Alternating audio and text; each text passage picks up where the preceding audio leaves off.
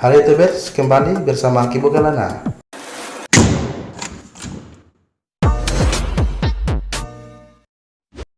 Perkembangan alat transportasi di Gorontalo menjadikan Bendy atau di Jakarta kita kenal dengan sebutan Delman terdegradasi keberadaannya.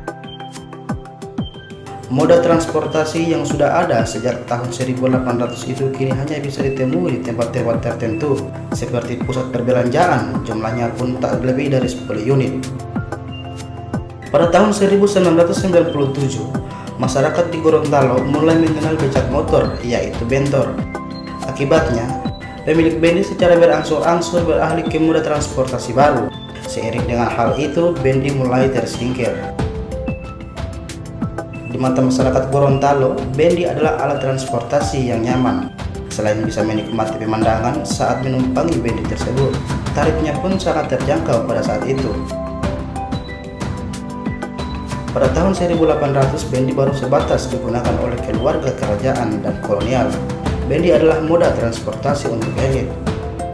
Rakyat kebanyakan lebih banyak berjalan kaki, sementara yang punya kuda bisa naik kuda, apalagi saat itu sepeda belum ada, namun bisa memiliki kuda dianggap semacam identitas tinggi bagi rakyat.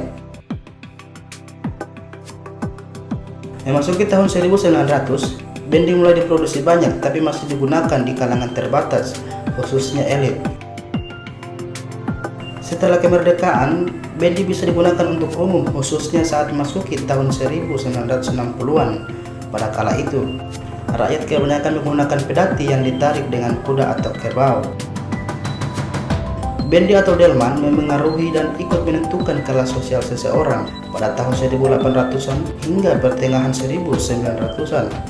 Status sosial orang yang naik Bendy dan pedati sangat berbeda.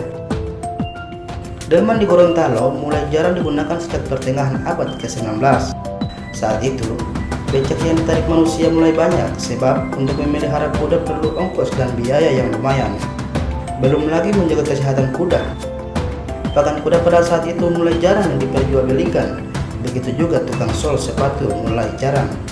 Namun hal ini hanya bertahan beberapa tahun, hingga bentor mulai digunakan sebagai moda transportasi umum di Gorontalo. Saat itu, Bendy mulai jarang digunakan dan hanya beberapa titik saja. Itulah riwayat Bendy di Gorontalo, kisah kusir yang pergi dan bertahan.